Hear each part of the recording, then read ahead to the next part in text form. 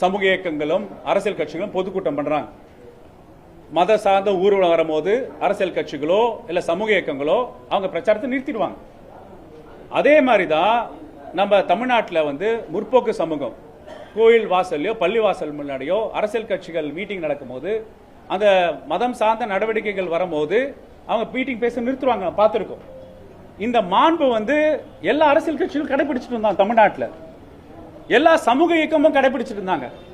இதுதான் தமிழ்நாட்டில் அரசியல் வரலாற்றிலே முதல் முறையாக ஒரு எதிர்க்கட்சி தலைவர் 108 ஆம்புலன்ஸ் டிரைவரை பார்த்து நீ தவறான நபர்களா இருக்கிற மாதிரி ஆள் காட்டி அந்த ஆம்புலன்ஸ் டிரைவரை நோயாளியே மாத்துன்னு சொல்ற ஒரு ஸ்டேட்மெண்ட் அது என்ன மாதிரியான இம்பாக்ட் அடுத்த கூட்டத்திலே அது ரிஃப்ளெக்ட் ஆயிருக்கு.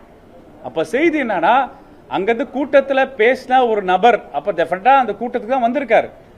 அவரு கூப்பிட்டு தான் போயிருக்காங்க. அவர் அந்த கூட்டத்தில் பேசின நபரும் அவர் அதை சொல்லியிருக்காரு. அது எல்லாமே நம்மளுக்கு எதிர்கட்சி தலைவர் முதல்வராக தெரியும். எல்லா phone call system is been tract.